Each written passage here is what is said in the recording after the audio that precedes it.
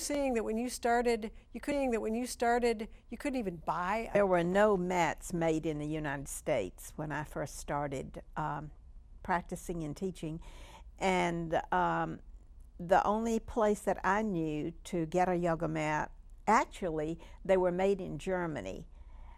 I bought my first yoga mat from a yoga teacher's father who lived in Canada, and he imported the mats from Germany and sold them out of Canada. So I think this was true of most people that used a mat back in the 70s. Those people got their mats probably from this one source. And as yoga became more mainstream and people in the U.S. jumped on the bandwagon, and now, of course, you can buy yoga props of all kinds, many different places. You can get them at Target, you can get them at TJ Maxx, you can get them at bookstores sometime, just lots of different places. Do you feel there's a particular reason why there's this wave of acceptance of yoga? It's on Channel 8. The YMCA has yoga, and when you started, it was this almost maybe it's a religion kind of mystic, we don't know. Why has it become so popular now, and you were in it before it was? Well, I think when I came into it, it was popular on the West Coast and on the East Coast. In New York, in California, there was a lot of yoga. It just had not reached the South. And I honestly think that the influx of people into Nashville, maybe through the music industry and some other industries that brought people in, helped to establish the mainstream effect of yoga. So these people sort of got us out of our little provincial place that we had been in. In fact, I'll tell you a funny story about the Y. I went to the Y in Green Hills right after I got back from San Francisco and had opened my studio, and thought perhaps they might like to have a yoga class at the Y. And they said, oh, no, we don't teach yoga. We're a Christian organization. Oh, wow. So that's how far we've come. So now there's probably not a Y in Nashville that doesn't have yoga classes. Absolutely. So it was a different world. Yes. In those days. Very different. You were in your 50s when you started your own place. And when you first started yoga, am I correct, you were in your 40s? Yes, I was, I think, 48 when I first took my first class. You took your first class. And the people that I talk to that think, oh, well, I'm 40, I can't do yoga, because they have this idea you have to twist yourself like a pretzel or something. That's not true. No, it's not true, and I think it should not be. It shouldn't be that way. I think people like me who just came in off the street, and I really had not done anything physical with my body at that time except take care of 3 children. Wow. And no big training? No training of any kind, no walking, no running. So even though I had a degree of natural flexibility, I had no strength. So I had to build up some muscles and some endurance to balance my flexibility, because if I hadn't, too much flexibility without strength can be dangerous. I think you're more likely or just as likely to injure yourself if you're overly flexible without the strength to support that as you are if you're quite muscle bound and inflexible. So they both have their problems because there's an imbalance in the body. And what yoga does so beautifully, and I've always told people that are athletes, don't stop doing what you're doing. Keep doing it, whether it's whatever it is. But just add some yoga and supplement what you're doing so that you begin to build long, lean muscles. And you still have your strength and your endurance, but now you can balance it with some flexibility. So many back problems, I think, are caused from people's tight hamstrings. And I've been told by physicians that if your hamstrings are extremely tight, they can actually pull on the back muscles and create discomfort. So there are a lot of things that can happen when our bodies are not balanced. I know that NFL football players are doing yoga. Yes. Eddie George is a yoga person. Definitely. I personally do triathlons, and all the coaches I've ever talked to, they all say, do your endurance stuff and do yoga.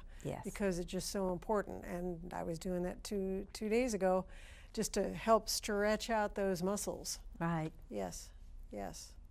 So one thing too that we wanted to focus on is the fact that we wanted you to demonstrate various poses and also give an idea of to the people out there that don't know anything about yoga, what are some basic things, and how the Iyengar yoga is, if you could explain how that is so good if you're a beginner, so you're going to learn right, because a lot of people sometimes will say, well, I tried it and I hurt myself and I never did it again, and it kind of defeats the whole purpose.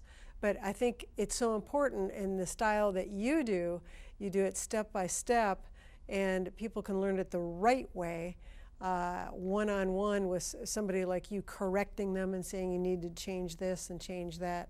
Can you kind of tell us about what Iyengar is, and a little touch on the other ones is almost like different religions or something. And people don't quite understand. That's a really good question. I'm glad you asked that question. BKS Iyengar, I think, is the first yoga teacher who introduced what we call props in yoga. You props, see like, and yoga mats. This is a block, and this is a strap. And let's say you're a very stiff person, and in a yoga class you are asked to bend forward and take your hands to the floor. Well, if your hamstrings are really tight, you might need the floor built up a bit for you. So we would provide you with not one block, but two, one for each hand. And these can be used at different levels. So if you only needed at this level, you'd be here or here. So this, I think, is so important for beginners to have a little extra help in certain poses where they need it, so that they don't feel that they're less than because they can't touch their toes or touch the floor from standing with straight legs.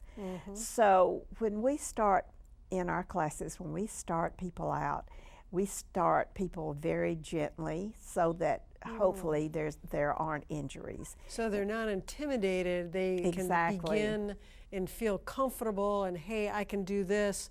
I can't reach the floor all the way, but I can use the block, and I'm okay, and I'm not shamed because, I can't do what everybody else can do. Exactly. And in those classes, there will be other people of the same level. So we don't have people in those classes that have been doing yoga for years. We move them up to different classes. And so there are different levels depending, excuse me, on where the person is. So we have some older people in our classes as well as young people. And we want to be careful that nobody injures themselves. So we usually start out with beginners by working on their foundation, which is mostly, the feet and the legs, and how to stand correctly. And we see a lot of people on the street, and you've seen it too, who life is either beating them down or they've been at their computers for too many hours, and the chest begins to collapse and the shoulders begin to come forward. Right, I see a lot Right. of that. You see a lot of that. So we have a lot of different ways of working with doing what we call chest openings, so that the posture improves, and people almost invariably will feel better just with that much happening. And then from there, when we work with them with standing poses, and I'll talk about that or show you what that is later, we work with it with alignment so that the body is aligned correctly. And then there are also some classes that are designed for stress, and they're called restorative poses. Restorative yoga. Okay. And so there's that element of yoga. So there are a lot of different choices that one can make within their yoga practice as to where they need to fit. So most people need to start from the beginning and work their way up to the various levels. Is there any timeline that somebody they get off the couch and they try yoga, they've never done it, and in 6 months they're here, or 1 year they're here, or does it even matter? You know, it doesn't matter. It's not a competitive thing, and we try to stress that. And people differ in many ways. They differ, number one, genetically. Right. Number two, they differ in how much they're willing to, how often they're willing to practice. Are you willing to have a home practice and do a little bit every day? If you are, you will progress faster than someone who only comes to a class once a week. So there's it's almost impossible to say how quickly you might progress. It depends on how much you really want to do this, and how much you love it, how much time you can give to it. Not that it takes a lot of time. I tell people if they can start with 10 minutes a day. 10 just minutes, get that's on, all? Yes, get 10 on that mat minutes. for 10 minutes. It will make a huge difference in their lives.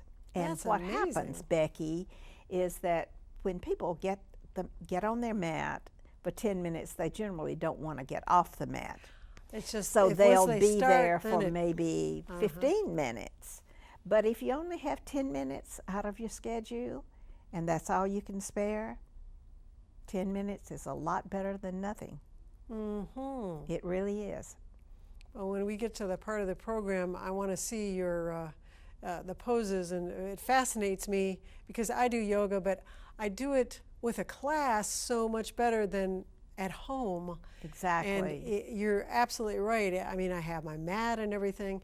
If I just get the mat out and start, then you'll do it. Exactly. Right. It's sort of like when we used to have to iron. You know, for me, it was just getting out the ironing board. Once the ironing board was out, I didn't really mind the ironing, but getting the ironing board, getting the iron. So it's sort of that way with the mat. You just roll out your mat, and then the rest of it comes easily. Do you find that, I mean, there's so many videos out, do you think that's a good thing to, okay, I'm going to put the video on and I'm going to go ahead and do my yoga